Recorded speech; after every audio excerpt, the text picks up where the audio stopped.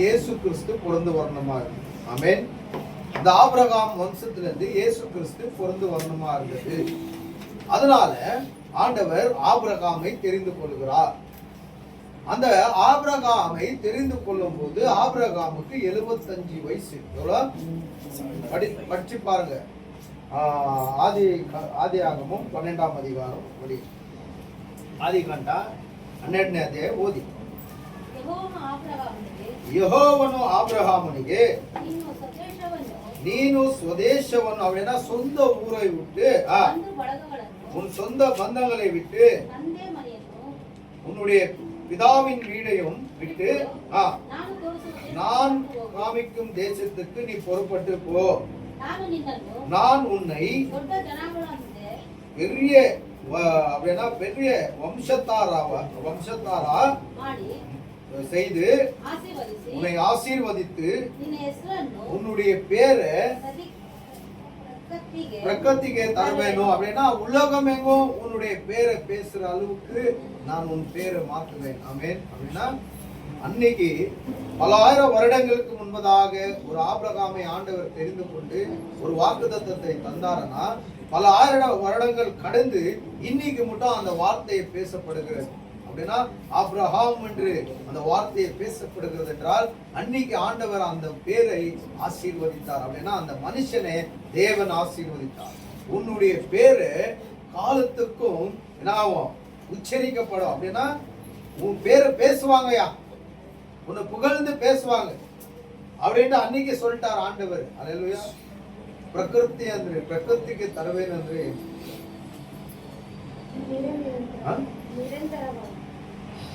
உன்னுடைய பேரை நிரந்தரமா பேசப்படுகிற அளவுக்கு நான் கொண்டு வருவேன். இந்த வேதத்துல நான் பல ஆயிரம் வருடங்கள் அப்படின்னா ஒரு 4,000 வருஷத்துக்கு முன்பதாக ஆண்டவர் ஆபிரகாமுடைய பேசி உடன்படிக்கை பண்ண அப்படின்னா ஒப்பந்தம் பண்ண அந்த வார்த்தை இன்னைக்கு மட்டும் பேசப்படுகிறதுன்னா தேவனுடைய வார்த்தை ஒருபோதும் விழுந்து போகாது.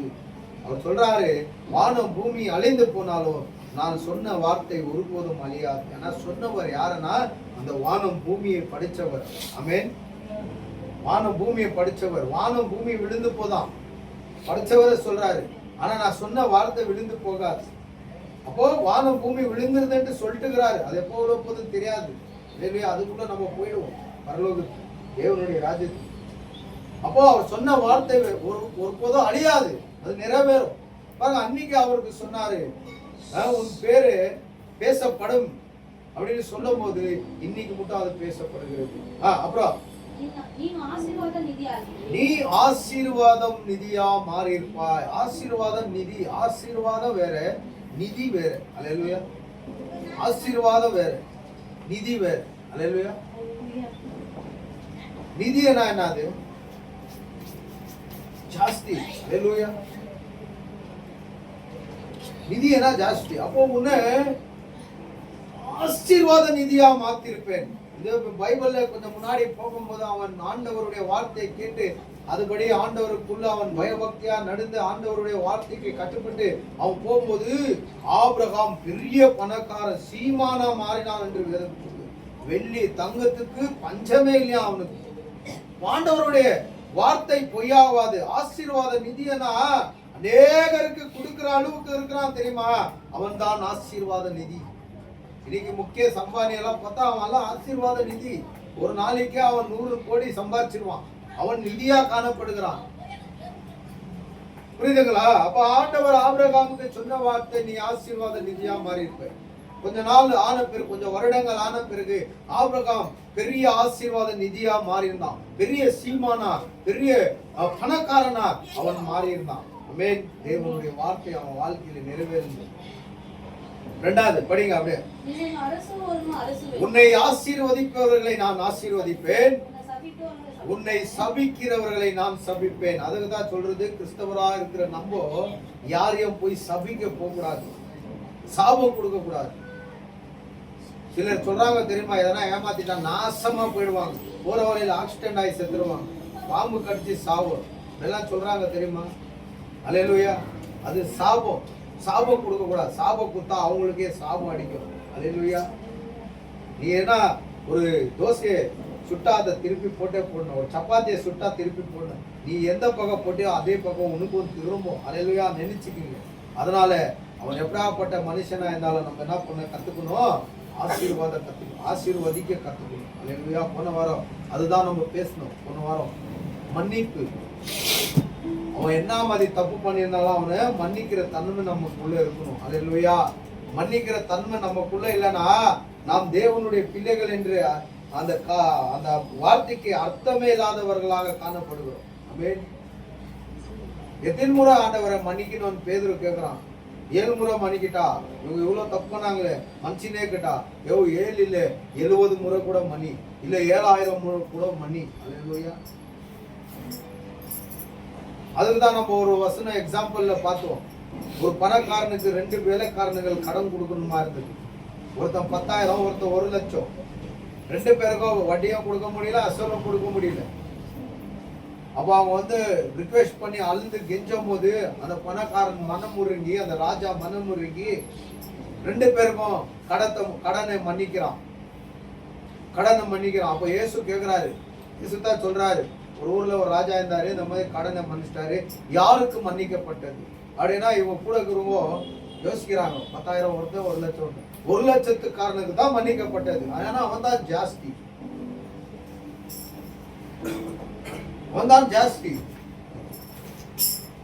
அதே வார்த்தையில இன்னொரு இடத்துல பார்க்கும்போது 1 லட்சம் மன்னிக்கப்பட்டவன் மன்னிப்பை வாங்கி வெளியே போறான். காவல்காரன் இவங்கிட்ட ஒரு 10 ரூபாய் கடன் வாங்கிட்டு இருக்கான். வட்டியும் கொடுக்கல, அசலும் கொடுக்கல. ஷெர்ட்டை புடிச்சுக்கிறான். ஒவ்வொருத்தன் பார்த்துட்டு போய், ராஜா நீ அவனுக்கு 1 லட்சம் மன்னிச்சு அவன் 10 ரூபாய் மன்னிக்காத சண்டை போட்டுக்கிறான். கூப்பிடுவாங்க. மன்னிக்கப்பட்டவனை கூப்பிட்டு தண்டனையை கொடுத்தார். அல்லேலூயா. ஆண்டவர் நமக்கு பெரிய மன்னிப்பை கொடுத்திருக்கிறார். நாம் நரகத்துக்கு போகணுமா இருந்தது, நித்திய நரகத்துக்கு போகணுமா இருந்தது.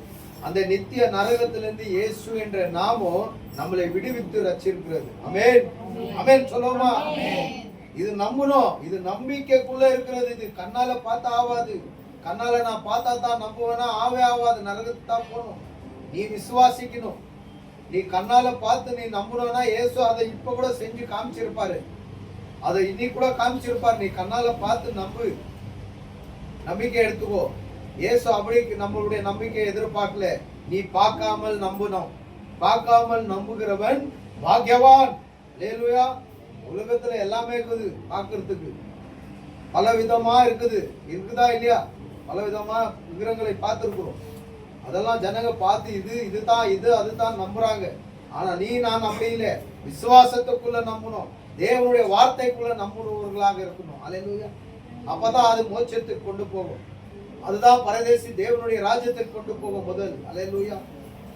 Price the lord. புரியுதுங்களா? அது தேவன் இந்த ஜனங்களுக்கு கண்ணால பார்த்து நம்புற அளவுக்கு செய்யணும்னா அன்னைக்கே செஞ்சிருப்பாரு. அல்லேலூயா. ஆனா அவர் செஞ்சிருக்கிறாரு. பைபிள் மூலமா நம்ம கையில கொடுத்திருக்கிறாரு. அத நம்ம நம்பணும் அப்படின்றாரு. நம்பிக்கையால நீதிமான் பிழைத்துக் கொள்வான். ஒருத்தன் நம்புறதுனால அவன் மறைத்தாலோ தேவனுடைய ராஜ்யத்துல பிழைத்துக் கொள்வான், உயிரோடு இருப்பான் என்று வேதம் சொல்லுகிறது. அப்ப அந்த நம்பிக்கைன்றது முக்கியமான காரியமா இருக்கு. அல்லேலூயா. புரியுதுங்களா? அப்போ சபிக்கிறவர்களே, இப்ப நான் ஒருத்தரை சபிச்சா ஆண்டவர் நம்மை சபிக்கிறேன்றார். அல்லேலூயா. அப்புறம் உன்னுடைய மூலமா இந்த பூமியில் எல்லா ஜாதி ஜனங்களுக்கு ஆசீர்வாதம் உண்டாகும். உன் மூலியமா எல்லா ஜாதி ஜனங்களுக்கு ஆசீர்வாதம் உண்டாகும். ஆமென். அல்லேலூயா.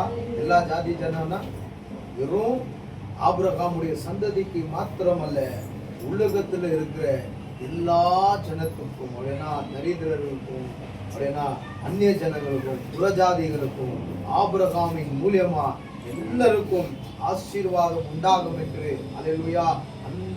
அந்த காலத்திலே பல 1000 வருஷங்களுக்கு முன்பதாகவே ஆண்டவர் ஆபிரகாமுடைய ஒரு ஒப்பந்தத்தை பண்ணிட்டார். அல்லேலூயா. ஆபிரகாமோட ஒப்பந்தத்தை பண்ணிட்டார். ஆனா இன்னைக்கு நானு ஆபிரகாம் வம்சத்துக்காரர் அல்ல. தேவதூதன் சொல்றான் இயேசு என்று பேரிடு. ஆனா அந்த பேருடைய அர்த்தம் தன்னுடைய ஜனங்களை பாவத்திலிருந்து ரட்சிக்கிறது தான். அந்த பேருடைய அர்த்தம் தன்னுடைய ஜனங்கள் என்றார். யார் என்றால் இந்த ஆபிரகாமுக்கு பிறந்தாங்களே வம்சம், அந்த ஜனங்களை தான். அல்லேலூயா. அவங்களுக்கு தான் ரட்சிப்பு ஆண்டவர் கொண்டு வந்தார். ஆனா ஆண்டவர் ஆபிரகாமோட பண்ண ஒப்பந்தத்தை மறுக்கவே இல்லை. பாருங்க, உன் மூலியமா அந்நிய ஜனங்களுக்கும் என்ன ஆகும்? ரட்சிப்பு, ஆசீர்வாதம், ரட்சிப்பு உண்டாகும் என்று அன்றைக்கே ஒப்பந்தத்தை பண்ணிட்டார். அதுதான் கலாத்தியர் 3ஆம் அதிகாரத்தில் சொல்லுது, நீ இயேசு கிறிஸ்து நம்பினதுனால ஆபிரகாமுடைய எல்லாத்துக்கும், ஆபிரகாம் கொடுக்கப்பட்ட எல்லா ஒப்பந்தத்துக்கும், உடன்படிக்கைக்கும், ஆசீர்வாதத்துக்கும், வாக்குத்தத்தத்துக்கும் நீ பார்த்தீர. அல்லேலூயா, அல்லேலூயான்னு சொல்லுவோமா? அதுதான் நாம் தைரியமா பேசுமா, நான் கிறிஸ்தவன் என்று தைரியமா பேச முடியும். இல்லைன்னா நம்ம அந்நிய ஜனதா, தள்ளப்பட்ட ஜனம்தான். ஆனா இன்னைக்கு ஆபிரகாமுக்கு கொடுக்கப்பட்ட உடன்படிக்கை இயேசு என்ன பண்ணாரு? இந்த பூமிக்கு வந்து பிதாக்கும் ஆபிரகாமுக்கும் இந்த அந்த உடன்படிக்கை கிறிஸ்து வந்து நமக்கு நிறைவேற்றினார். கரங்களை தட்டி தேவனுடைய நாமத்தை மகிமைப்படுத்துவோமா? இயேசு நிறைவேற்றினார், இயேசு ஆண்டவர் நிறைவேற்றினார். அல்லேலூயா. இன்னைக்கு நம்பிக்கையால நான் இருக்கிறேன், நான் தேவனுடைய பிள்ளை. நம்பிக்கையால அந்த நீதிமான் என்ற பட்டத்தை கர்த்தர் நமக்கு கொடுத்திருக்கிறார். ஒரு மனுஷன் நீதிமானா மாறணும்னா அவன் எந்த சாகசத்தை பண்ணாலும் நீதிமானாக மாற மாட்டான். இயேசுவே எனக்காக ரத்தத்தை சிந்தினார் என்று நீ விசுவாசித்தால் போதும். அந்த விசுவாசத்தின் மூலியமா நீ நீதிமானாக மாறி இருக்கிற. நீ நீதிமானா மாறி இருந்தா நீ மரித்தாலும் உயிர் தெழுந்து கொள்வா என்று ஆண்டவர் சொல்றார். எப்படி இயேசு மரித்து உயிர் தெழுந்தாரோ அதே போல ஒருத்தன் கிறிஸ்துக்குள்ள இருந்தா அவன் மரித்தாலும் உயிர் தெழுந்து கொள்வான் என்று வேதம் சொல்லுகிறது. ஆமென் சொல்லுவோமா? அல்லேலூயா. புரியுதா நான் சொல்றது? இந்த ஆபிரகாமை தேவன் தெரிந்து கொண்டார். இந்த ஆபிரகாம் மூலியமா அத எவ்வளவு வருஷத்துல ஆண்டவர் ஆபிரகாமை தெரிந்து கொண்டார் பாருங்க.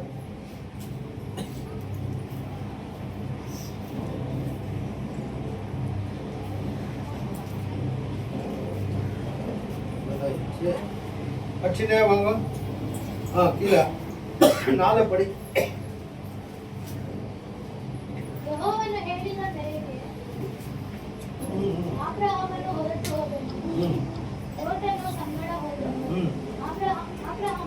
ಅಬ್ರಹಾಮನು ಕಾರಾನ್ ಪಟ್ಟಣವನ್ನು ಬಿಟ್ಟು ಹೊರಟಾಗ 75 ವರ್ಷದವನಾಗಿದ್ದನು. எவ்வளவு வருஷம்? 75 வருஷமா, 75 வயசுள்ளவனா ஆபிரகாம் இருந்தான். அல்லேலூயா, அல்லேலூயா. இவனை கூடும்போது இவனுக்கு 75 வயசு. மனைவி சாராளு, அந்த மனைவிக்கு குழந்தை பாக்கியம் இருக்கல. அல்லேலூயா. ஆண்டவர் என்ன சொல்லிட்டாரு இவங்களுக்கு? உன் மூலியமா, உன் மனைவி மூலியமா உன்னை பெரிய ஜாதியாக மாற்றுவேன். அப்படின்னா உனக்கு ஒரு குழந்தை பிறக்கும், அந்த மகன் மூலியமா அநேகர் பெருப்பார்கள், அநேக ஜாதி ஜனங்களா இந்த உலகத்துல மாறுவார்கள் என்று அன்னைக்கு ஒரு ஒப்பந்தத்தை ஆண்டவர் பண்ணிட்டார். அல்லேலூயா. பண்ணிட்டு 99 வயசு ஆயிடுச்சு ஆபிரகாமுக்கு. எவ்வளவு வயசு? 99 வயசு. அப்போ அந்த அம்மாக்கு எவ்வளவு ஆயிருக்கும்? அந்தாஸ்மெண்ட். இன்னைக்கு ஒருத்தருக்கு திருமணம் பண்ணனா பொண்ணுக்கு ஒரு 22 வயசு ஆயிருக்கணும், 21 வயசு ஆயிருக்கணும்.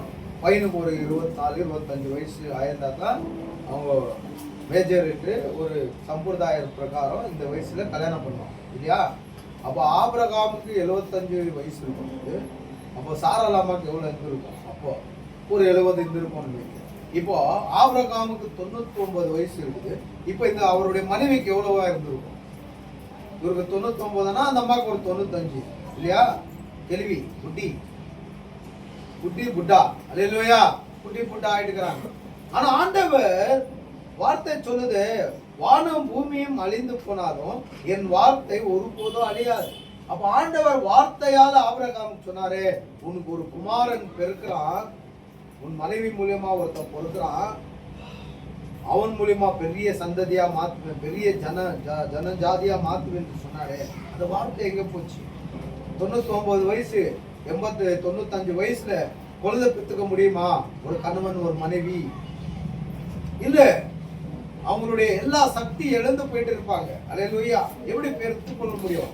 ஆனாலும் இந்த ஆண்டவருடைய அந்த உடன்படிக்கை அப்படின்னா ஆண்டவருடைய அந்த ஒப்பந்தத்துக்கும் ஆண்டவர் சொல்லி ஒப்பந்தத்துக்கும் இவனுடைய ஆயுசு காலம் இவ்வளவு வருடத்துக்கும் நடுவுல ஒரு விஷயம் நடந்தது. மனைவி, முதல் மனைவி சாராள் மூலியமா ஒரு தப்பு நடந்தது. தப்பு தான் சொல்லலாம். என்ன நடந்திருந்தனா, ஐயோ என் புருஷன் எல்லா குழந்தைங்களுக்கு தூக்கி பேர் வைக்கிறான், நானும் எல்லா குழந்தைங்களுக்கு போய் டெலிவரி பண்றேன், எனக்கு ஒரு குழந்தை இல்லை, எனக்கு அவமானமா இருக்குது நினைச்சு சுயத்துல நினைச்சு என்ன பண்ணிடுறா, ஒரு வேலைக்காரச்சே மத்தியத்துல ஒரு திருமணம் பண்ணி விட்டுறா. ஓ இவன் மூலியமா எனக்கு குழந்தை பெற்று கொடு, நான் தத்தெடுத்துன்னு வளர்த்துக்கிறேன் என் குழந்தையான்ட்டு ஒரு வேலைக்காரச்சை கல்யாணம் பண்ணி கொடுத்துறா. இது பெரிய தப்பு பண்ணிட்டான். ஆண்டவர் வானம் பூமி அழிஞ்சு போவோம், என் வார்த்தை அழியாதுன்னு சொன்ன தேவன் ஆபிரகாமுக்கு சொன்னார், சாராள் மூலியமா ஒரு குழந்தை பெற்று அவன் மூலியமா பெரிய ஜாதியா மாத்துவேன் என்று சொல்லிட்டார். பொய்யா? தேவன் சொல்றது பொய்யா? தேவனுடைய வார்த்தை என்றைக்கும் பொய்யாக. தாமரித்தாலும் லேட் ஆனாலும் ஆனா அது நடந்தே நடக்கும். லேட் ஆனாலும் அது ஒரு நாள் நிறைவேறும். கொண்டு வந்து கொடுத்துட்டா, திருமணம் ஆயிட்டான், அந்த அம்மாவுக்கு ஒரு குழந்தை பிறந்துச்சு. அல்லேலூயா. அவங்க பிறந்த அந்த சந்ததி தான் நம்மளை வந்து நோண்டுது. சவுண்டு கம்மி பண்ணு, நாம ரோஜால இருக்கிறோம், அதுல இருக்கிறோம், இதுல இருக்கிறோம் வந்து தொல்லை கொடுக்குறாங்க தெரியுமா இந்த முஸ்லிம்ஸ். அவங்க தான் அவங்க. இந்த அம்மா பண்ண தப்பு தான் அது நடுவுல ஒரு பிரச்சனையை கொண்டு வந்து வச்சுக்கிச்சு. ஆனா ஆண்டவர் ஏதோ ஒரு திட்டத்தை போட்டு கரெக்டா அவர் சொன்னாரு, என்னுடைய ஆலோசனை உங்களுடைய ஆலோசனை அல்ல, என்னுடைய திட்டம் உங்களுடைய திட்டம் அல்ல. ஆண்டவர் ஒரு திட்டத்தை வச்சு சரியான பாதையில கொண்டு போகிறார். அதுதான் பார்த்தோம் நம்ம. உன் வழிகள் என் வழி அல்ல, என்னுடைய வழியை வேற, சரியான வழியில கொண்டு போறார் திட்டத்தை வச்சு. இந்த அம்மா மதியத்துல வந்து முந்திக்கின்னு என்ன பண்ணிடுறா, கொலாப்சல் பண்ணி விட்டுறா. ஸ்திரீங்க கூட அவ்வளவுதான் அவசர புத்தி, யோசிக்கவே மாட்டாங்க. கணவன் ஏதோ ஒரு பேச்சு சொல்றானே, என்னவோ சொல்றான் முட்டாள் என் மகன், அதை கொஞ்சம் நம்ம யோசிச்சுட்டு பேசலாம். இல்ல நீ ஒண்ணு பேசினா 10 சொல்றது டமால் டிமில். அல்லேலூயா. பாஸ்டர் அம்மா ஒருத்தர் இருந்தாங்க, எங்க பாஸ்டர் ஏய் அப்படின்னு கண்ணுக்கு சைலண்டா இருந்துருவாங்க. எங்க பாஸ்டர் அம்மா ரொம்ப நல்லவங்க தான், பேச்சு கேட்கறவங்க தான். தப்பா சொல்றேன், சிலரே சொல்ற. அல்லேலூயா. முந்திரி கொட்டை மாதிரி முந்திக்கிறது தப்பு. மனைவிமார்கள் அப்படி அவசர புத்தி உள்ளவர்களாக இருக்கவே கூடாது. என்றைக்கும் குடும்பத்துல சமாதானத்தை கெடுத்துரும் அந்த அவசர புத்தி. அல்லேலூயா. ஒரு ஆம்பளைக்கு மைண்ட்ல என்ன தெரியுமா இருக்கும், ஒரு ஆம்பளைக்கு அவன் வாலிப காலத்தை எழுந்துட்டானாக்கா, 2 குழந்தை 3 குழந்தை 4 குழந்தை பெத்துட்டானாக்கா, அவனுடைய மைண்ட் என்ன ஆயிடும் தெரியுமா? அவனுடைய மைண்டு குழந்தை பெத்து கொள்றதுக்கு முன்பதாக அவனுடைய மைண்டு ஒரு மாதிரி இருக்கும். குழந்தை எல்லாம் பெற்று எடுத்த பிறகு மைண்டு மாறிடும். அவனுடைய மனசு வேற மாதிரி ஆயிடும். என்ன ஆயிடும்? குழந்தை பெத்துக்கிறதுக்கு முன்பதாக அவன் வாலிப இளமையில அவன் துள்ளி குதிச்சுன்னுக்குவான். நான் பைக் வாங்கணும், நான் இப்படியாப்பட்ட ட்ரெஸ் போடணும், இப்படியாப்பட்ட கட்டிங் அடிக்கணும், இப்படியாப்பட்ட ஷூ போடணும், பெல்ட் போடணும், ட்ரெஸ் போடணும், இங்க போகணும், ஃப்ரெண்ட்ஷிப்ட போகணும், அங்க போகணும், இங்க போகணும், அந்த மைண்ட் செட்ல இருப்பான். பாத்துக்கலாம் வரா அப்படி அந்த மைண்ட் செட்ல இருப்பான். அப்பா அம்மா பாத்துக்கலாம் வரா அந்த மைண்ட் செட்ல இருப்பான். ஆனா என்னைக்கு ஒரு 2-3 குழந்தை பிறந்துச்சோ அவனுடைய மைண்ட் என்னவா மாறிடும் தெரியுமா? கணவனுடைய மைண்டு, என் குழந்தைங்களை நல்லா படிக்க வைக்கணும், என் குழந்தைங்களுக்கு எல்லாரும் போடுற மாதிரி ட்ரெஸ் வாங்கி தரணும், என் குழந்தைக்கு என்ன தேவையோ அதை பார்த்து நான் வாங்கி தரணும், என் மனைவிக்கு என்ன தேவையோ அதை பார்த்து வாங்கி தரணும், என் வீட்டில் கரெக்டாக மாதம் ஆனால் வாடகை கட்டிடணும், ஓனர் வந்து கேட்குற அளவுக்கு வச்சுக்கக்கூடாது, கரண்ட் பில் கட்டிடணும், கரண்ட் காரை வந்து கொடுக்குற அளவுக்கு வச்சுக்கக்கூடாது, தண்ணி பில் கட்டிடணும், தண்ணி பில் வந்து கட் பண்ணுற அளவுக்கு நம்ம வச்சுக்கக்கூடாது. அல்லேலூயா. நல்லா கவனிங்க. டிவி பில்லு, கரண்ட் பில்லு, இது அது லோனு சீட்டி, அல்லேலூயா, ராஷன் என் வீட்டில் குறையே இருக்கக்கூடாது. நான் அதுதான் அப்பப்போ எங்கள் வீட்டில் கிச்சனில் அப்படியே போயிட்டு வந்துடுவோம், எல்லாம் காலியாக தான் இருக்குதான். ஏன்னா அது ஒருவேளை காலியா இருந்தா என்கிட்ட காசு இருந்தா ஃபர்ஸ்ட் நான் என்ன சொல்லுவேன், மனைவி கிட்ட போய் கொஞ்சம் ரேஷன் வாங்கிட்டு உப்பு காலியாக இருக்கு.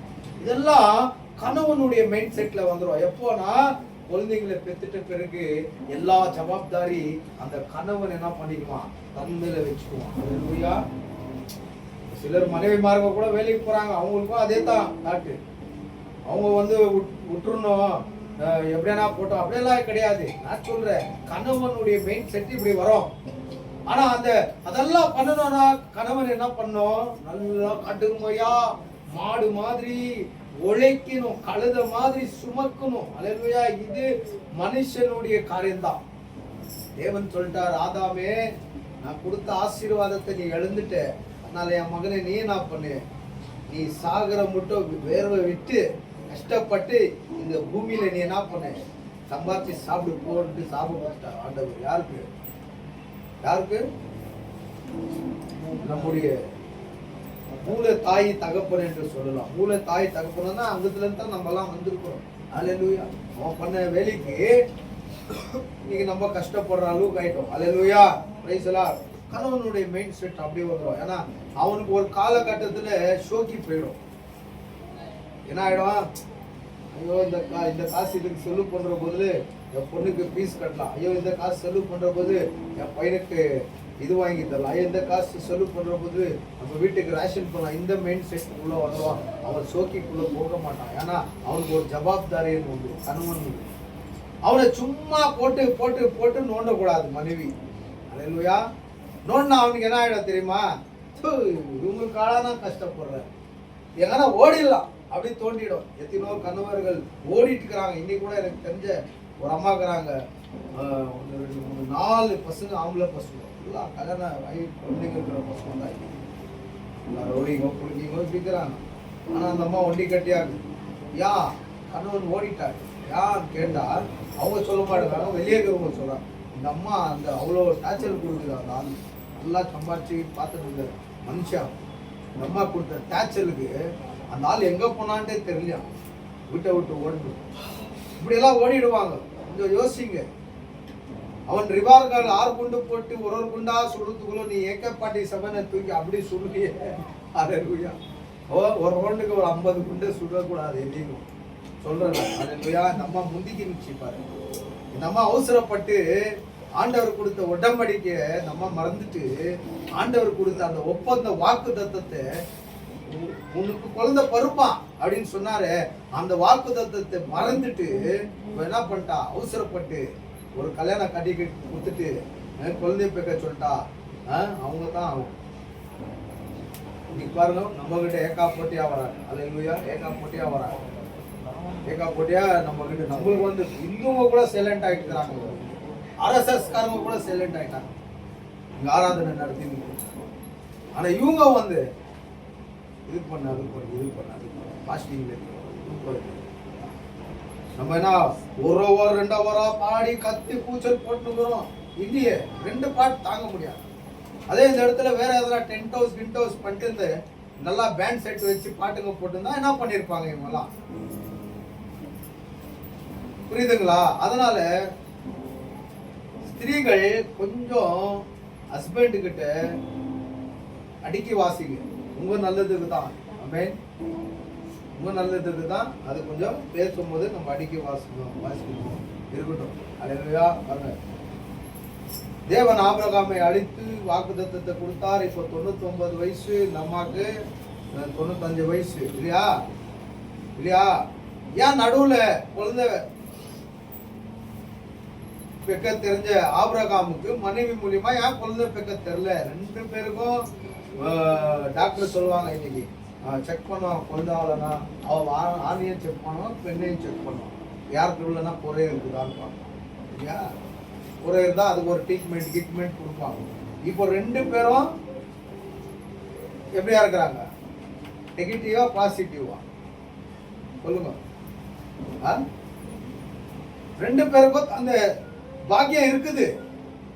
2 பேருக்கும் அந்த பாக்கியம் இருக்குது. ஆரம்பத்துல 99 வயசு ஆகிறதுக்கு முன்னாடி அவர் வாரிசை கண்ட ஆபிரகாம் இவ்வளவு வருஷம் ஆகி கூட இல்லையே. சில விஷயங்கள் ஆண்டவர் என்ன பண்றாரு தெரியுமா? அவர் அதை நம்ம சொன்னோம். அவருடைய திட்டமே வேற, அவருடைய வழியே வேற, அவருடைய ஆலோசனை வேற. ஆனா மழை வந்து பூமியை தொவித்து விவசாயக்காரனுக்கு விதையும் அவன் சாப்பிடுறதுக்கு ஆகாரத்தை கொடுக்காத எப்படி திரும்பாத வானத்துக்கு அப்படி ஒருவனை நான் ஆசீர்வதித்து அந்த ஆசீர்வாதம் நிறைவேறாமல் என்னிடத்துல திரும்பாது. அது பூமியிலே தான் இருக்கும். ஆமென். கொடுத்த ஆசீர்வாதம் பூமியில தான் இருக்கும். கொஞ்சம் காலம் ஆனாலும் அந்த ஆசீர்வாதம் அப்படியே வந்து நிறைவேறும். அது ஆசீர்வதிக்கிற மட்டும் ஆண்டவர் இடத்துல அது வாபஸ் போவாது. ஆபிரகாமுக்கு கொடுத்த உடன்படிக்கை ஆசீர்வாதம் அப்படியே இருந்தது ஆபிரகாம் பக்கத்திலே. ஆமென். சாரால் முந்திக்கு நீ பண்ண வேலையில அதை அழிச்சு விட்டுருங்க. அல்லேலூயா. அவங்களையும் ஆண்டவர் ஆசீர்வதித்தார். உன் மூலியமா ராஜா பொறுக்கிறான், இவன் மூலியமா ராஜாங்க பொறுக்கிறான். பாருங்க, இன்னைக்கு சவுதி துபாயில எத்தனோ ராஜாங்க இருக்கிறான், பெரிய பெரிய பணக்காரங்க. ஆண்டவருடைய வாக்குத்தத்தம் பொய்யாவாது. அவங்க மூலியமா ராஜாங்க பொருந்திருக்கிறாங்க. இதே போல ஆபிரகாமுக்கு கொடுத்த இந்த வாக்குத்தத்தத்தின் போலவே ஒரு குமாரனை 100 வயசுல ஆண்டவர், 99 வயசுல கூட ஒரு செக்அப் நடக்குது. அங்க ஒரு செக்அப் நடக்குது. அப்படின்னா ஆபிரகாம் ஒரு இடத்துல உட்கார்ந்து நிற்கிறார். மெமோரியா என்ற ஒரு எங்கன்னா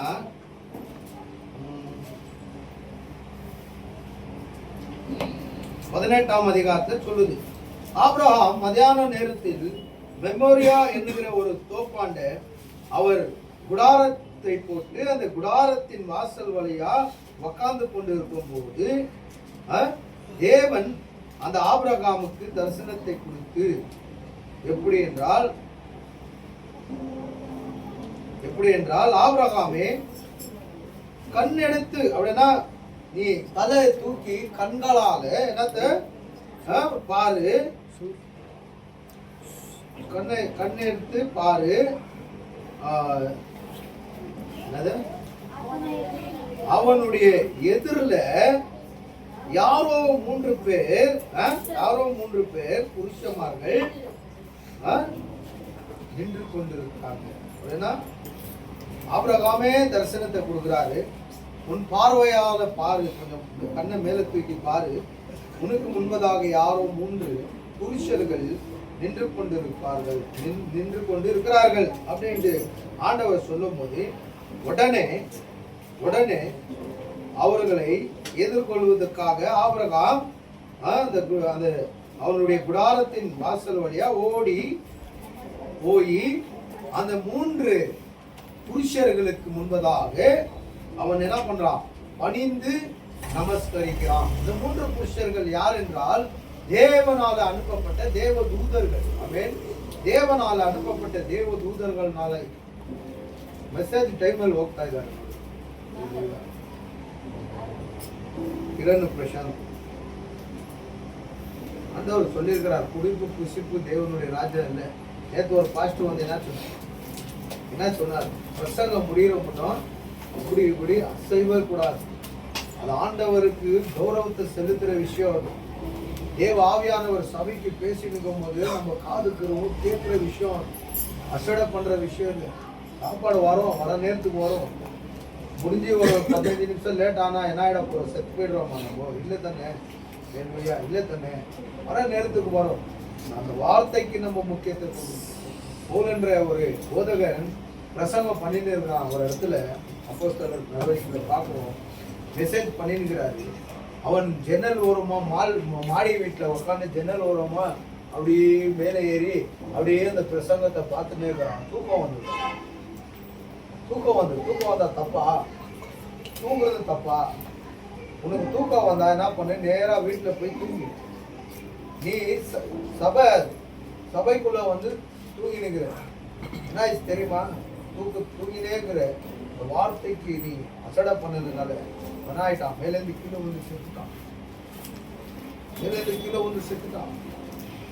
ஆனாலும் ஆண்டவர் உள்ள போய் ஜபம் பண்றாரு, அவன் உயிரோட எஞ்சிக்கிறான். மேல் வேலுயா, வார்த்தைக்கு நம்ம கட்டுப்படணும், வார்த்தைக்கு நம்ம முக்கியத்துவத்தை கொடுக்கணும். ஆனா அந்த வார்த்தை தான் தேவன். ஆமென். இந்த வார்த்தை தான் தேவன் என்று நம்ம அறிந்து கொள்ளணும். இந்த இடத்துல சொல்லுது, அந்த தேவதூதர்களுக்கு ஓடி போய் ஆபிரகாம் வணக்கமிட்டான் என்று பார்க்கிறோம். வணக்கமிட்டான். ஐயா, நீங்க ரொம்ப தூரத்துல இருந்து வந்திருப்பீங்க, வெயிலு டயர்டா இருப்பீங்க, நீங்க வாங்க, எங்க வீட்டுக்கு வாங்க, கொஞ்சம் உங்களுக்கு கை கால் கழுவ தண்ணி தரேன், கொஞ்சம் தண்ணி குடிச்சிட்டு நான் கொஞ்சம் ஆகாரத்தை தரேன், சாப்பிட்டு கொஞ்சம் ரெஸ்ட் எடுத்துட்டு நீங்க போகிற பாதைக்கு நீங்க எங்க போகணுமோ அங்க போங்க, வாங்கயா என்று சொல்லி அவன் என்ன பண்ணான், அந்த தூதர்களை தன்னுடைய வீட்டுக்கு கொண்டு போய் தன்னுடைய மனைவிக்கு சொல்றான். அந்த ஆபிரகாம் சொல்றான், மனைவி சாராளே மாவு பேசிஞ்சு ரொட்டி பண்ணு சூடா சொல்லி இவன் போய் ஆடு மந்திக்கு போய் நல்ல ஒரு ஆடா யாரோ வந்தாங்க ஒரு நொண்டி இது வேஸ்ட் இதை போட்டு தள்ளிட்டு பண்ணி கொடுத்துலாம் அப்படி இல்லை நல்ல ஒரு கொளுத்த ஆடா அவன் தேடி கண்டுபிடிச்சு கொண்டு வந்து அறுத்து சமைச்சு ரொட்டியோட அவங்களுக்கு சாப்பிட கொடுத்தார் ஆபிரகாம். அதை சாப்பிட இருக்கிற தேவதூதர்கள் ஒரு வாக்குத்தத்த ஆசீர்வாதத்தை சொல்றாங்க. ஆபிரகாமே ஆபிரகாமே உன் சாராள் ஒரு குழந்தையை பெற்க போறாய், உன் மனைவி சாராள் ஒரு குமாரனை பெற போறாய் அப்படின்னு சொல்லும்போது உள்ளோ குடிசைக்குள்ள இருந்த சாராள் இந்த வார்த்தை கேட்டு சிரிக்கிறான். சிரிச்சின்னு என்ன சொல்றா, 99 வயசு ஆன அந்த கிழவனுக்கும் 95 வயசு ஆன எனக்கும் இவர் சொல்றது எப்படி வேடிக்கையாக்குது கேலியாக்குது சிரிக்கிறா. அந்த சிரிப்பு இந்த தூதர்கள் காதுல விழுந்துச்சு. சாராலே யார் சிரிக்கிறாய், தேவனுடைய வார்த்தை நிறைவேறும். வர வருஷம் இதே டைம்ல வர வருஷம் உன் கையில இதே டைம்ல வர வருஷம் உன் கையில ஒரு குழந்தை இருந்தே இருக்கும் என்று சொல்லி தேவதூதன் போயிடுறாங்க. அதே போல 100 வயசு ஆபிரகாமுக்கு ஆவது ஒரு குமாரனை சாரால் பெற்று எடுக்கிறான்.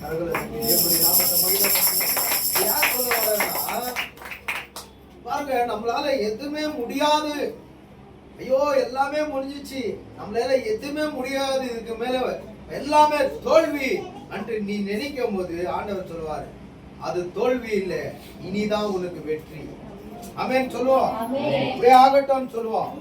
அது தோல்வி இல்லை, இனிமே தான் உனக்கு வெற்றி என்றார் கர்த்தர்.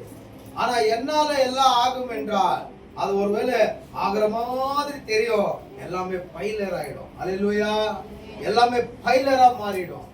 ஆனா என்னால ஒண்ணுமே இல்லை, இதுக்கு மேல ஒண்ணுமே இல்லை ஆண்டவரே, என்னால ஒண்ணுமே செய்ய முடியாது, முடிஞ்சிச்சு, என்னால எதுவுமே ஆகாது என்று நீ கெஞ்சி ஆண்டவர் சமூகத்துல உட்காந்து பாரு, உன்னால ஆகாது, உன்னை படிச்ச என்னால ஆகணும். ஆமென். அவரு செய்து காமிக்கிற தேவனார். ஆமென். முடியாதது நம்மளால், மனிதனால கூடாதது என் தேவனால எல்லா கூடும் என்று வேதம் கூறுகிறது. ஆமென். மனுஷர்னால ஆகாத காரியம் என் ஆண்டவர்னால ஆகும் என்றார். அல்லேலூயா, பிரைஸ் தி லார்ட். இப்ப ஆண்டவர் சொன்னது போல 100 வயசுல குமாரனை பெற்றுட்டானா ஆபிரகாம். ஆனா அந்த குமாரன் பெற்கிறதுக்கு முன்பதாகவே அந்த குமாரனுக்கு ஒரு பேர் வை என்று ஆண்டவர் சொல்லியிருந்தார். அந்த பேர் என்னன்னா ஈசா. அல்லேலூயா. இப்போ குமாரன் பெற்று பிறந்தாச்சு, அந்த குமாரனுக்கு விருத்த சேதனம் பண்ணி ஈசாக் என்று பேர் வச்சாச்சு. அல்லேலூயா. நான் ஈசாக் என்று பேர் வச்சாச்சு. அல்லேலூயா. இப்போ யாரு ஆபிரகாமுக்கு என்னன்னா இவன் ஈசாக்கு மகனா. இவங்க இப்போ 100 வயசுல ஆயிட்டாங்க. 120 குமாரன் 20 வயசு ஆயிடுச்சு, ஆபிரகாமுக்கு 120 வயசு ஆயிடுச்சு. சாராளு இறந்து போயிட்டான், ரொம்ப முதிய ஆயிட்டு இறந்து போயிட்டான். ஆபிரகாமும் ஒரு காலகட்டத்துல, தகப்பனும் ஈசாக்குடைய தந்தை ஆபிரகாமும் ஒரு காலகட்டத்துல 140 வயசுன்னு நினைக்கிறேன், 140 வருஷத்துல இருக்குது பைபிள்ல, அவரும் இறந்து போயிட்டார். இப்போ ஈசாக் இருக்கிறார். இந்த ஈசாக் ஆபிரகாம் இறந்து போறதுக்கு முன்பதாகவே ஈசாக்கு ஒரு திருமணத்தை பண்ணிட்டாராம் ஆபிரகாம். யாரனா ஈசாக்குடைய மாமா மகளான ரெபெக்கால இவருக்கு திருமணம் பண்ணிட்டார். அல்லேலூயா. இப்போ இவங்க கணவன் மனைவியா மாறிட்டாங்க. யாரு? ரெபெக்காவும் ஈசாக்கும் கணவன் மனைவியா மாறிட்டாங்க. ஆபிரகாமும் சாராளும் தந்தை தாயை இறந்துட்டாங்க. இப்போ இந்த ரெபெக்காக்கும் இந்த ஈசாக்குக்கும் ஒரு குழந்தை பிறக்குது. ஒரு குழந்தை இல்ல, ரெட்டை குழந்தை பிறகுது, ஆண் குழந்தை. இது ஆண்டவருடைய வாக்குத்தத்தம். இது ஆண்டவருடைய வாக்குத்தத்தம், உடன்படிக்கை வாக்குத்தத்தம். உன் கர்ப்பத்துல 2 குமாரர்கள். ஆமென். உன் கர்ப்பத்துல 2 குமாரர்கள் இருப்பார்கள். ஒருத்தர் நோக்கி ஒருத்தவன் வரப்போறான், டெலிவரி ஆக போறான்ட்டு சொல்லிட்டு இருக்கிறார். அல்லேலூயா. 2 குமாரர்கள் பிறந்தாச்சு. ஒருத்தன் பேர் வந்து என்ன இருந்துச்சு, யாக்கோப். இன்னொருத்தன் பேர் ஏசாவா. அல்லேலூயா. இன்னொருத்தன் பேர் ஏசாவா, ஒருத்தன் பேர் யாக்கோப். அல்லேலூயா. Praise the lord. இந்த யாக்கோபுக்கும் தேவன் ஒரு உடன்படிக்கை பண்றார். அல்லேலூயா. இப்போ இந்த ஈசாக்கும் வயசாயிடுச்சு, இந்த ரெபெக்காலுக்கும் என்ன ஆயிடுச்சு, வயசாயிடுச்சு. இப்போ யாக்கோபோட ஆண்டவர் உடன்படிக்கை பண்றார். நான் உன் ஆபிரகாமுக்கு உடன்படிக்கை பண்ணது போலவே உன் உன் தாத்தா ஆகணும். யாக்கோபுக்கு தாத்தா யாராகணும்? ஈசாக்கு அப்பா. யாருக்கு? யாக்கோபுக்கு. ஆபிரகாம் என்ன தாத்தா. ஈசாக்குக்கு ஆபிரகாம் என்ன அப்பா. அல்லேலூயா. நான் உன் தாத்தாக்கு உடன்படிக்கை பண்ணது போலவே, நான் உன் தகப்பனுக்கு உடன்படிக்கை பண்ணது போலவே உன்னுடைய உடன்படிக்கை பண்ணிக் கொள்கிறேன். உன் மூலியமா அநேக ஜாதி ஜனங்கள் பிறப்பார்கள். அல்லேலூயா. இந்த பூமியில எல்லாருக்கும் உங்க மூலியமா ஆசீர்வதிக்கப்படுவார்கள். உன்னை பெரிய ஜாதியா மாற்றுவேன். உன் தகப்பனோட இருந்தது போல, உன் தாத்தாவோட ஆபிரகாமோட இருந்தது போல உன்னோடையும் நான் இருப்பேன். உன் மூலியமா பெரிய சந்ததியை நான் ஏற்படுத்துவேன் என்று தேவன் யாக்கோபோட உடன்படிக்கை பண்ணிக்கிறார். அல்லேலூயா. யாக்கோபோட என்ன பண்றாரு? உடன்படிக்கை பண்ணி கொடுக்கிறார். யாக்கோபை வேற ஒரு தேசத்துக்கு, ஒரு பட்டணத்துக்கு ஆண்டவர் அனுப்புறார். வெறுமையா போறான். தேவனுடைய திட்டம் அதான் நம்ம பாட்டு பாடுறோம். கோலும் கடையுமாக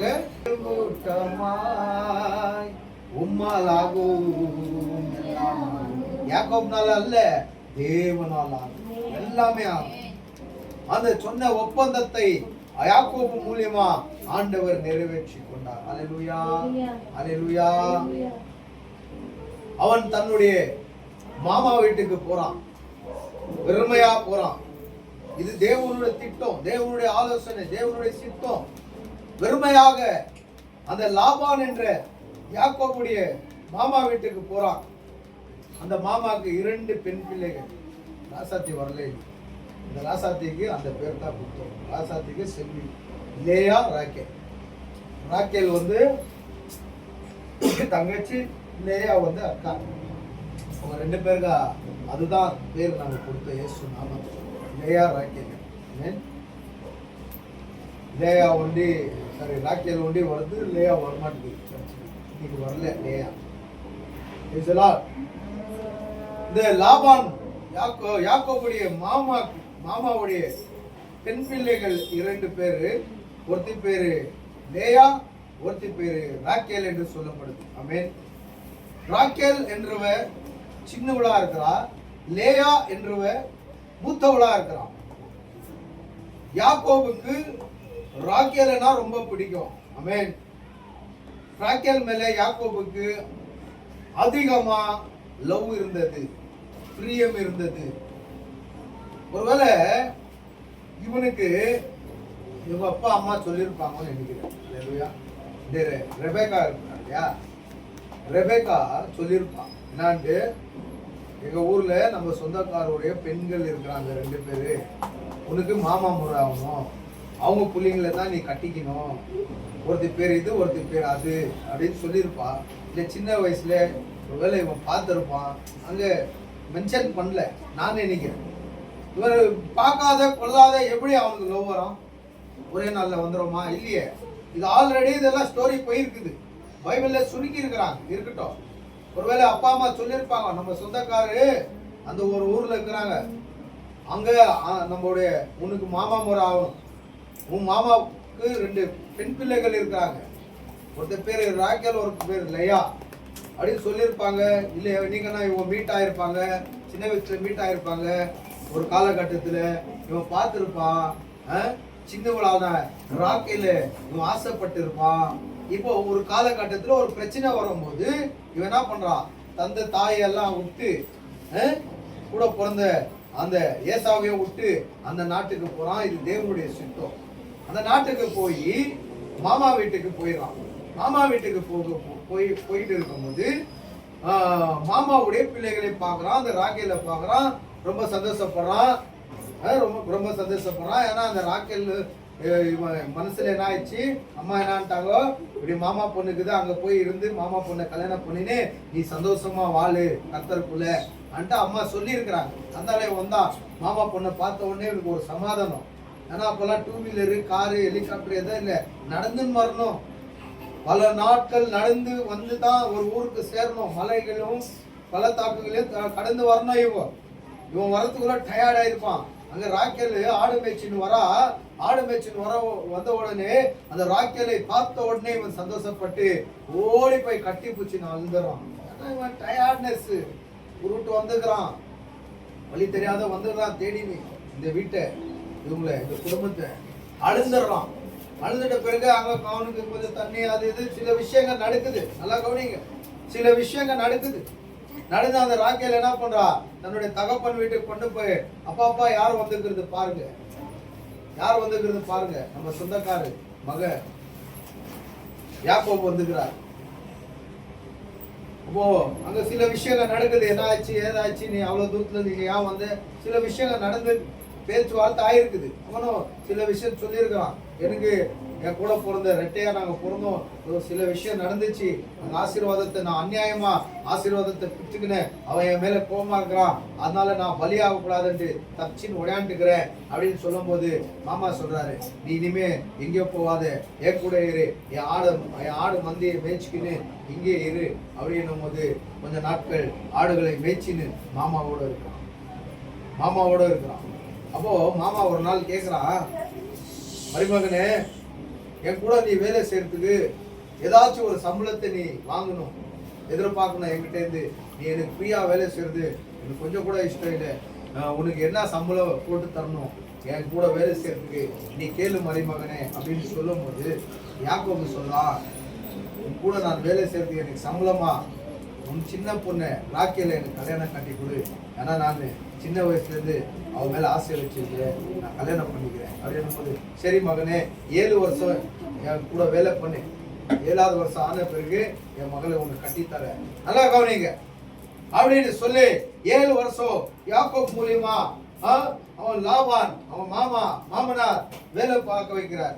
இவன் யாக்கோப் கைட்டு செய்யற வேலையெல்லாம் தேவன் ஆசீர்வதிச்சுட்டே வரார். அல்லேலூயா. ஆடுகளை மேய்க்கிறான், நல்ல இடத்துல மேய்க்கிறான், ஆடுகள் குட்டி போடுது, 10 ஆடு 20 ஆடா மாறுது, 100 ஆடு 200 ஆடா மாற அநேக மந்தையா மாறிடுது. அங்க லாபான் இது எல்லாத்தையும் பார்த்துட்டே இருக்கிறான். யாக்கோபு கையிட்டு செய்கிற எல்லா வேலையும் தேவன் ஆசீர்வதிச்சுட்டே வராருன்ட்டு யாக்கோபை விடக்கூடாதுன்ட்டு பிளான் பண்ணி என்ன பண்றான், 7வது வருஷம் ஆச்சு. இப்போ மாமனார் சொன்னது போலவே மகளை கல்யாணம் கட்டி தரணும். அந்த அவங்க பద్ధதியில கல்யாணத்துல எல்லாம் முகத்தை மூடி, இவ்வளவு முஸ்லிம்ஸ் எல்லாம் பார்த்தா பூ போட்டுருவாங்க, ஆணுக்கும் பெண்ணுக்கும் பூ போட்டு திருமணம் பண்ணிடுறாங்க. அந்த காலத்துல கூட அந்த சிஸ்டம் இருந்துச்சு, விருத்த சேதனை இருந்துச்சு, இந்த சிஸ்டம் இருந்துச்சு. இன்னைக்கும் அவங்க அதெல்லாம் பண்றாங்க. ஆனா நம்மளுது இயேசு வந்து எல்லாமே மாறிடுச்சு ஸ்டைலா. அல்லேலூயா. பலதெல்லாம் ஒழிந்து போய் எல்லா கிறிஸ்துக்குள்ள தேவன் என்ன பண்ணிட்டார், புதுசாக மாத்திட்டார். அந்த மாதிரி மாமனார் சொன்னது போலவே தன்னுடைய மகளை திருமணம் ஆக்குறார்கள். திருமணம் ஆகி மறாநாள் தூங்கி ஏஞ்சி பார்க்கலாம், பூ இல்லை எதோ இல்லை, மூஞ்சில பார்த்தா அக்கா காட்சியை கல்யாணம் கட்டி கொடுத்துருக்கிறான் மாமா. யாரு? லேயாவை கட்டி கொடுத்துருக்கான். கோபத்துல வந்து யாக்கோபு மாமனாரே, என்ன மாமனாரே நீ பண்ணது சரியா, என்னை ஏமாத்திட்டு, நான் தங்கச்சியை தானே கட்டிக்கணும்னு ஆசைப்பட்டு நீ அக்காவை கட்டி கொடுத்துட்டு அப்படின்னு போது மாமனார் சொல்றாரு, ஐயா நம்ம ஊர் பద్ధதி பிரகாரம் பெரிய மூத்தவளை வச்சுக்கிட்டு சிறியவளை திருமணம் பண்ண முடியாது, அது சம்பிரதாயம் ஒத்துக்காது, அதனால நான் தப்பட்டேன், நான் மன்னிச்சிடு, நீ ஒரு வேலை செய், என் சின்ன பொண்ணு மேல உனக்கு அவ்வளவு பிரியமா இருந்தா இன்னும் ஒரு 7 வருஷம் என்கிட்ட வேலை செய்ய, சின்ன பொண்ணையும் கட்டி கொடுத்துரும். அப்போல்லாம் திருமணம்ன்றது வந்து ஒன்று வாங்கினா ஒன்று ஃப்ரீ மாதிரி. அல்லேலூயா. இன்னைக்கு ஒத்துக்குவாங்களா லேடிஸு? செருப்பு கட்டி அடிப்பான் இல்லையா, வந்துட்டு அப்படியே கொஞ்சம் சிரிச்சு பேசினாலும் வந்துடும் குருன்ட்டு. அந்த காலத்துல எல்லாம் அது வேற மாதிரி இருந்துச்சு. இருக்கட்டும், தப்புன்னு சொல்லலை நான். அமேன். ஏன் தப்புன்னு சொல்லலைன்னா, ஆண்டவர் சொன்னார் பிள்ளைகள் எல்லாம் பெற்று பூமியை நிரப்புங்க. எப்படி நிரப்புவாங்க? ஒருத்தர் 4 கல்யாணம் 5 கல்யாணம் பண்ணா ஒருத்தருக்கு 5 பிறந்தாதான் ஒரு குடும்பத்துக்கு 20 குழந்தைங்க இன்னைக்கு கூட இருக்குது முஸ்லிம்ஸ்ல பார்த்தா. ஆனா இன்னைக்கு கவர்மெண்ட் என்ன பண்ணிச்சு, எனக்கு ஒருத்தி அவளுக்கு ஒருத்தி அப்படின்னு பண்ணிட்டாங்க. போதும், அதுக்கு மேல நீங்க குழந்தைங்கள பெற்றுக்க கூடாதுன்னு கவர்மெண்ட் சொல்லிச்சு இல்லையா. இருக்கட்டும். இப்போ இன்னும் 7 வருஷம், ஏன்னா அவள் மேல அன்பு லவ் இவனுக்கு, யாருக்கு? யாக்கோபுக்கு. அதனால இன்னும் 7 வருஷம் கஷ்டப்பட்டு வேலை செய்யறான். 7வது வருஷத்துல அவளையும் கல்யாணம் கட்டிக்க, யார ஆசைப்பட்ட அந்த ராக்கேலையும் கல்யாணம் திருமணமா திருமணம் ஆகும்போது மாமனார் என்ன பண்றாரு, gift கொடுக்கணும். யாருக்கு? மருமகனுக்கு gift கொடுத்தாரு தெரியுமா மாமனாரு? நல்லா கவனிங்கம்மா.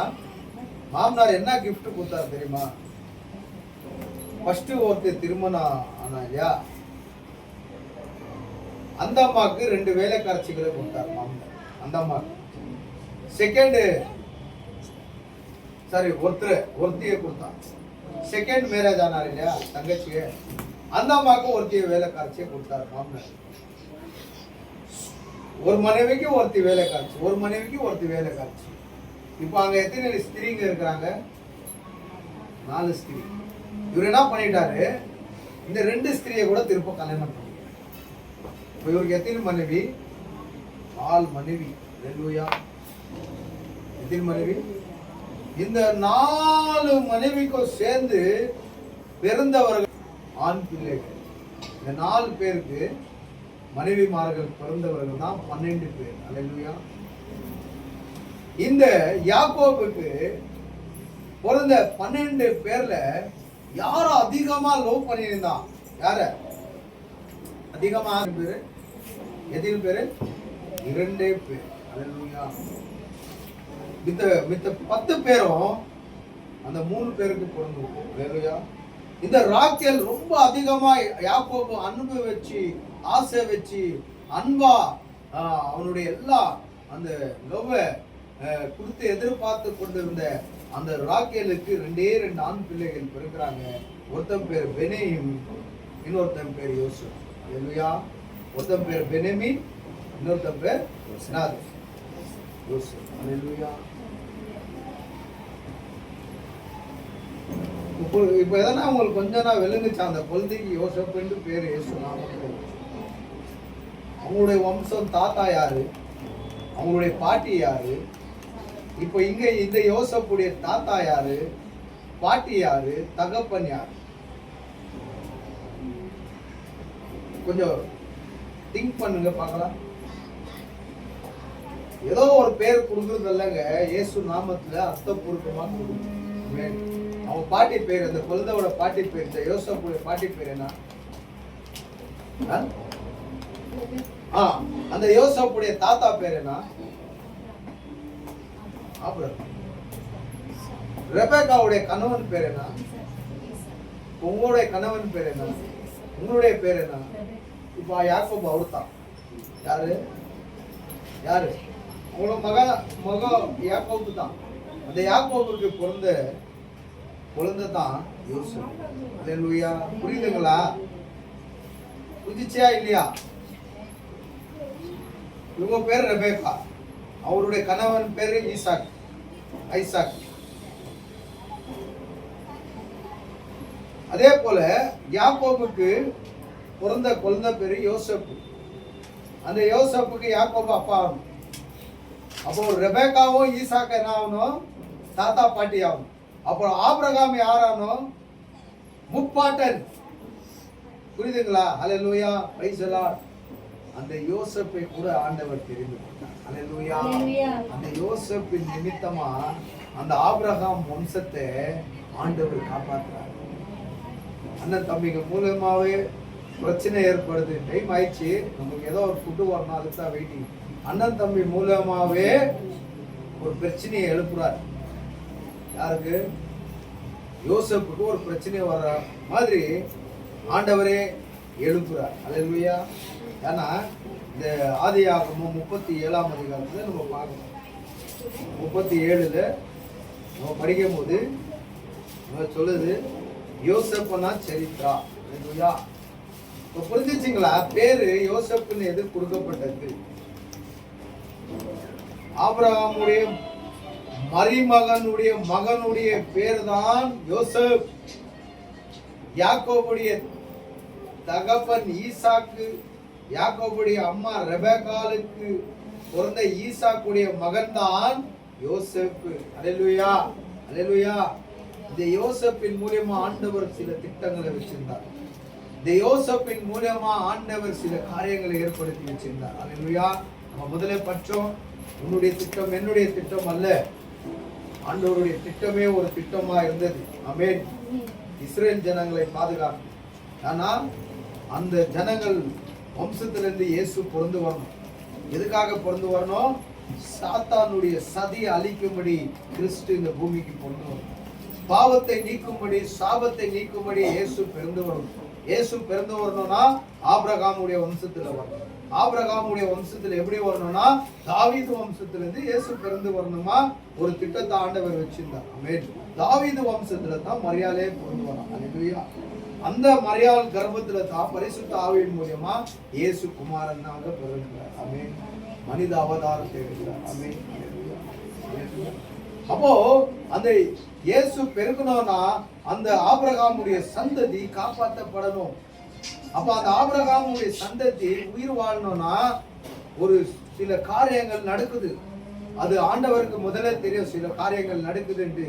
அதனால யோசேப்பை ஆண்டவர் ஏற்படுத்துறார். இங்க பார்க்கலாம் யோசேப்பன சரித்திரம்.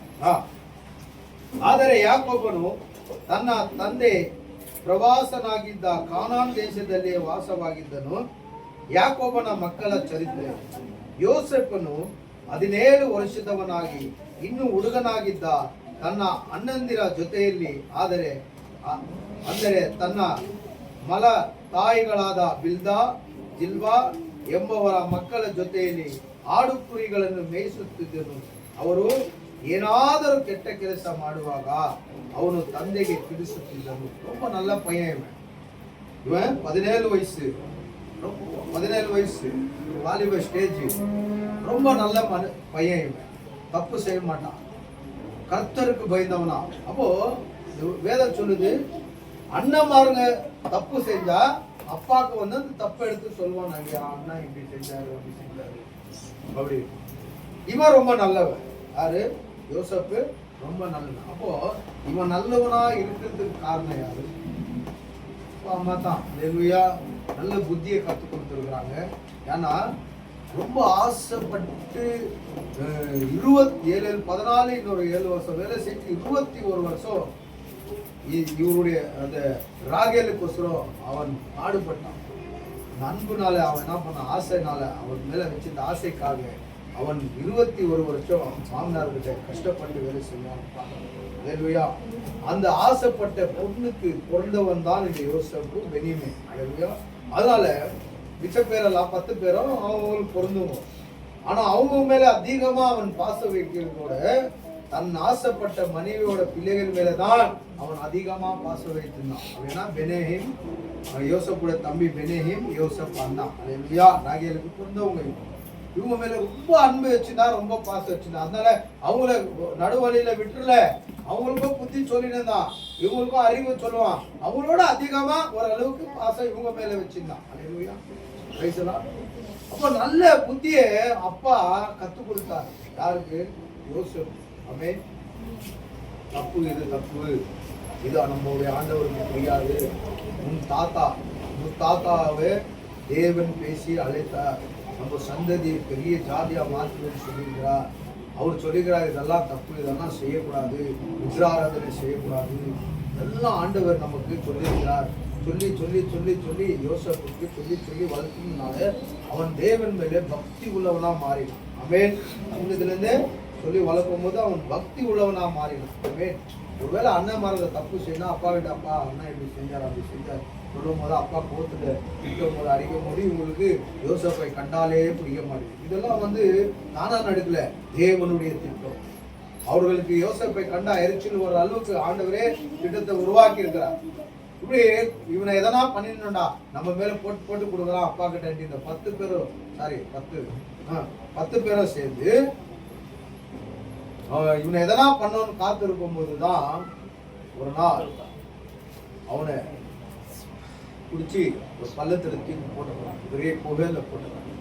கூட வருவ ரூபேன் என்றுவன் அவனை கொல்றது வேண்டாம், அவனை யாருக்குறா நம்ம வித்துடலாம் அப்படின்னு பார்க்கும்போது எகிப்து தேசத்திலேருந்து சில ஜனங்க அந்த வழியா வட்டகத்துக்கு இதில் ஏறி போகும்போது அவங்கள கூப்பிட்டு ஒரு வேலைக்காரன் இருக்கலாம் வாங்கிக்கிறீங்களா, 20 ரூபாய் கொடுத்துட்டு வாங்கிக்கோன்னு அவனை வித்துறாங்க. 20 ரூபாய் அவனை கொண்டு போய் அந்த எகிப்து தேசத்துல ஒரு ராஜாக்கு கீழே வேலை செய்கிற ஒரு படை தளபதி கிட்ட வித்துறாங்க போய் லாபத்துக்கு. அந்த படை தளபதி இவனை கொண்டு போய் தன்னுடைய வீட்டுல வேலைக்கு வைக்கிறான். அவனுடைய வீட்டுல வேலைக்கு வைக்கிறான். இவன் தேவன் மேலே பக்தியா இருந்ததுனால, பயபக்தியா இருந்ததுனால இவன் செய்கிற எல்லா வேலைகளையும் ஆண்டவர் ஆசீர்வதிச்சுட்டே இருந்தார். இந்த பட தளபதி பார்த்து, ஓஹோ, இவன் வணங்குற தேவன் இவனை ஆசீர்வதிக்கிறார், புரிஞ்சுக்கணும். இவன் வணங்குற தேவன் இவனை ஆசீர்வதிக்கிறார், இவன் என்ன செஞ்சாலும் ஆசீர்வாதமாக்குறான்ட்டு எல்லா அதிகாரத்தை கொண்டு வந்து எங்க யோசப் கையில. ஆனா யோசப் கர்த்தருக்கு பயந்தவனாக, அங்க அந்த தளபதி மனைவி மூலியமா ஒரு பிரச்சனை வரும். ஆனா அவன் ஆண்டவருக்கு பயந்தவனா இருந்ததுனால ஓடிட்டான். ரெண்டாவது ஜெயில போடுறாங்க, அங்க ஒரு பிரச்சனை வரும், அங்கேயும் ஆண்டவர் காப்பாத்திட்டான். மூணாவது ராஜாவுக்கு ஒரு கனவு வருது, அந்த கனவு சொல்ற தரிசனத்தை கர்த்தர் கொடுத்து எழுப்புகிறார். அப்புறமா அவரு அந்த யோசப்பை எகிப்து தேசத்துக்கு ஒரு ராஜாவாக யோசப்புடைய ஸ்டோரி நான் சுருக்கமா சொல்லிட்டேன். திருச்சின்னு போனா 2 மணி நேரம் தேவை. அதனால உங்களை வலுவலுன்னு இழுத்து உங்களை டென்ஷன் பண்றது வேண்டாம், தயார் பண்றது வேண்டான்ட்டு இயேசுவின் நாமத்துல இந்த நாள்ல தேவன் தான் நம்ம மத்தியில பிரதிஷ்டை பண்ண முடியாத